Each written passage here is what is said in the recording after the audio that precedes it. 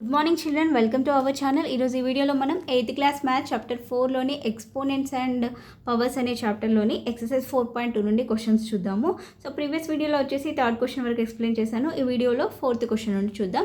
ఒకసారి చూడండి, fourth question ఏమి ఇచ్చాడో. In a pack there are 5 books, each of thickness 20 mm and 5 paper sheets each of thickness 0.016 mm.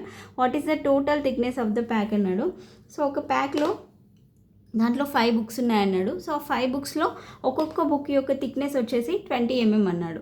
అలానే ఈ 5 బుక్స్లో బుక్ లోపల ఎలా ఉంటాయి, పేపర్ షీట్స్ అనేవి ఉంటాయి కదా. సో అట్లా 5 పేపర్ షీట్స్ అనేవి దాంట్లో ఈచ్ ఆఫ్ థిక్నెస్, ఒక్కొక్క పేపర్ షీట్ యొక్క థిక్నెస్ వచ్చేసి 0.016 mm అన్నాడు. అయితే మనం ఏం కనుక్కోవాలంటే what is the total thickness of the pack. ఆ ప్యాక్ యొక్క టోటల్ థిక్నెస్ అనేది మనం ఫైండ్ అవుట్ చేయాలి. అంటే అప్పుడు ఎలా చేస్తే వస్తుంది అంటే ఆ 5 బుక్స్ యొక్క థిక్నెస్ని ప్లస్ ఆ పేపర్ షీట్స్ యొక్క థిక్నెస్ని ప్లస్ చేసేస్తే మనకి ఆ టోటల్ ప్యాక్ యొక్క థిక్నెస్ అనేది తెలుస్తుంది. ఓకేనా. సో చూడండి, the thickness of 5 books of a pack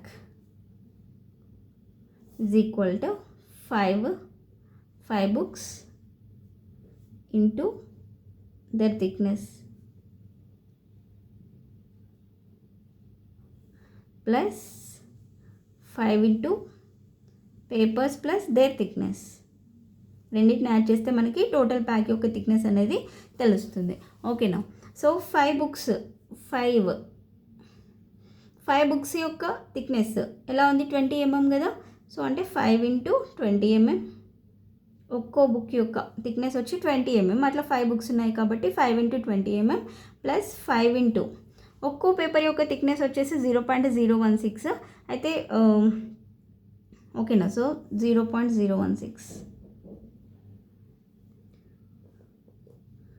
so ఇప్పుడు 20 into 5 ఎంత, 100 mm ప్లస్ 0.016ని 5తో మల్టిప్లై చేస్తే 0.080 వస్తుంది. So 0.080 mm.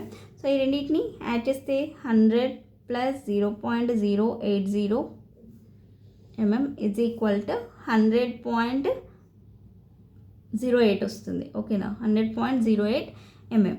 సో దీన్ని మనం ఇంకెలా రాయొచ్చు అంటే 1.0008 into 10 square అని కూడా రాయొచ్చు. ఓకేనా. ఈ పాయింట్ అనేది 2 places ముందుకు బ్యాక్ జరగాలి. అంటే ముందుకు మీన్స్ ఇక్కడ నుండి ఈ 2 places ముందుకు జరగాలి అంటే మనం 10 square తోటి మల్టిప్లై చేయాలి. ఓకేనా. అప్పుడు ఏమవుతుందంటే 1.008 into 10 square అంతే. ఓకేనా. 2 places ముందుకు జరగాలి కాబట్టి 10 square అని తీసుకున్నాం. ఓకే. సో నెక్స్ట్ క్వశ్చన్ చూడండి. Rakesh solved some problems of exponents in the following way. Do you agree with the solutions? If not, why? Justify your argument అన్నాడు. సో ఇక్కడ మనకి కొన్ని ప్రాబ్లమ్స్ ఇచ్చాడు, అవి రాకేష్ సాల్వ్ చేసినటువంటి ప్రాబ్లమ్స్ అంట. సో ఆ సొల్యూషన్స్తో మీరు అగ్రీ అవుతారా, ఒకవేళ కాకపోతే దానికి జస్టిఫై యువర్ ఆర్గ్యుమెంట్ అన్నాడు. సో దాంట్లో ఫస్ట్ వన్ చూడండి, x⁻³ into x⁻² is equal to x⁻6 అన్నారు. సో ఇక్కడ x⁻³ into x⁻² is equal to x⁻6 అవుతుందా, అవ్వదు కదా. ఎందుకంటే ఇక్కడ రెండు బేసెస్ ఈక్వల్ సేమ్ ఉన్నప్పుడు పవర్స్ని మనం యాడ్ చేయాలి, ఇంటూ చేయొద్దు, అంతే కదా. మనకి ఏది వాడతాం ఇక్కడ, a⁻m into a⁻n is equal to a⁻m+n అనేది వాడతాము. సో ఇచ్చినటువంటిది ఫాల్స్ అనమాట. So x⁻³ plus -2 that equal to x⁻6 అని వాళ్ళు ఇచ్చారు, తను సాల్వ్ చేసిన దాని ప్రకారం. సో మనకి ఎంత వస్తుంది, x⁻5 వస్తుంది is equal to x⁻6. So అంటే -5 ఈజ్ ఈక్వల్ -6 అవుతుందా, అవ్వదు కదా. సో ఇచ్చినటువంటిది ఫాల్స్ అనమాట. In this case I do not agree with solution, Rakesh solution.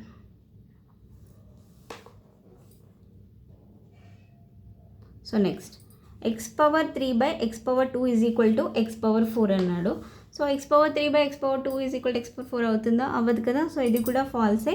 So ఒకసారి చూడండి, ఇది ఇక్కడ మనం వచ్చేసి ఏది వాడతామంటే a⁻m/a⁻n అనేది వాడతాము. సో a⁻m -n అవుతుంది, అంతే కదా. n అనేది పైకి వస్తుంది, a⁻m - n అనేది అవుతుంది. అంటే ఇక్కడ x⁻3 - 2 అంతే కదా. A power m by a power m అంటే a power m minus n కదా, అంటే x power 3 minus 2 that equal to x power 4 అని ఆయన చెప్పాడు. సో x పవర్ 3 మైనస్ 2 అంటే ఎంత, x power 1. So x power 1 equal to x power 4 అవుతుందా, అవ్వదు కాబట్టి so I do not agree, ఇది కూడా ఫాల్స్.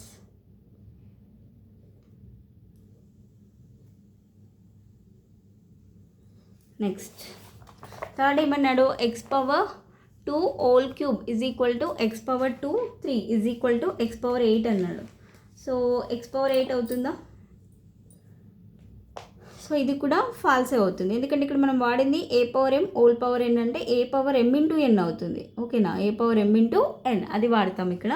సో అంటే x power 2 whole power 3 is equal to x power 2 into 3 అని తీసుకుంటాం. Okay, so that equal to x power 6.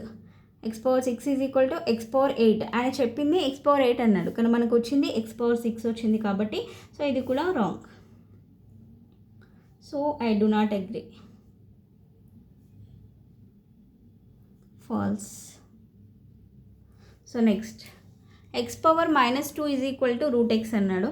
So ఇది కూడా రాంగే కదా. సో ఇక్కడ వచ్చేసి పవర్ అనేది ఎలా ఉంది, నెగిటివ్లో ఉంది. సో నెగిటివ్లో ఉంది కాబట్టి దాన్ని రూట్ అని మనం తీసుకోలేము. So X power minus 2 is equal to, ఇక్కడ రూట్ ఎక్స్ అంటే ఎక్స్ పవర్ 1/2 కదా. So X power minus 2 is equal to x power 1/2 అవుతుంది. సో అంటే మైనస్ 2 ఈజ్ ఈక్వల్ టు 1/2 అవుతుందా, so it is false. So I don't agree, I do not agree with solution. So next last one, 3x power minus 1 is equal to 1/3x అన్నాడు. So 3x power minus 1 is equal to 1/3x అవుతుందా. So 3x power minus 1 అంటే ఇలా రాస్తాం, 1/x అని రాస్తాం అంతే కదా. x power minus 1 అంటే 1/x is equal to 1/3x. అంటే 3 ఇంటూ 1 అంటే 3/x is equal to 1/3x. Okay, so అప్పుడు ఏమవుతుంది, ఈ 3 ఇటు వస్తే 9/x is equal to 1/x అవుతుంది. ఓకే, సో ఈ x ఇటు తీసుకెళ్తే x/x. సో x/x అంటే 1, అంటే 9 ఈక్వల్ టు 1 వచ్చింది. సో మనకి వచ్చిందేమో 9 ఈక్వల్ టు 1 అని వచ్చింది కదా. సో అంటే 1 ఈక్వల్ టు 9 అవుతుందా, అవ్వదు కదా. సో మనం చేస్తేనేమో 1 వచ్చింది కదా. సో అంటే it is false. So I do not agree with solution. ఓకేనా. సో దీంతో ఎక్సర్సైజ్ అనేది కంప్లీట్ అయిపోయింది. సో దీంతో ఈ చాప్టర్ కూడా కంప్లీట్ అయిపోయింది. సో నెక్స్ట్ వీడియోలో నెక్స్ట్ టాపిక్ గురించి డిస్కస్ చేద్దాము. సో వీడియో కనుక నచ్చినట్లయితే ప్లీజ్ లైక్ చేయండి, షేర్ చేయండి, సబ్స్క్రైబ్ చేసుకోండి. Thanks for watching.